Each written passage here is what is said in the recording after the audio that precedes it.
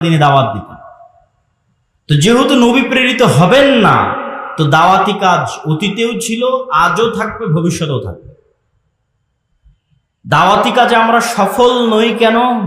নবীদের মতো ইখলাস, নবীদের মতো হিকমা, নবীদের মতো সবর, নবীদের মতো কৌশল, নবীদের মতো ভদ্র এবং নম্র আচরণের মাধ্যমে আমরা দাওয়াত দিতে পারিনি।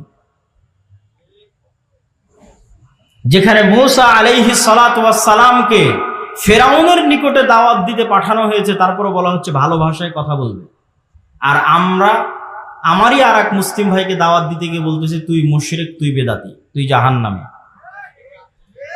তুই কাফের।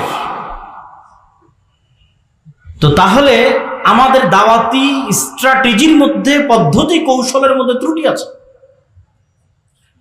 আমরা যত ইসলামী দল সংগঠন বলেন, আলেম ওলামা বলেন, রাষ্ট্রের টপ লেভেলে যদি কেউ দাওয়াত নিয়ে গিয়ে থাকে, তাহলে নিজের স্বার্থের জন্য নিয়ে গেছি। বেশিরভাগ আমরাও নিজের স্বার্থের জন্য নিয়ে গেছি। স্বার্থ মানে কি বুঝতে পারছেন?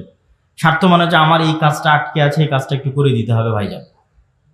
ওসি, ডিসি, এসপি, মন্ত্রী সবার কাছে গেছি, ভাই আমার মাদ্রাসার এটা আটকে আছে, ভাই আমার দলের এটা আটকে আছে, ভাই আমার পত্রিকার এই সমস্যা হয়ে আছে, একটু কাজটা করে দেন।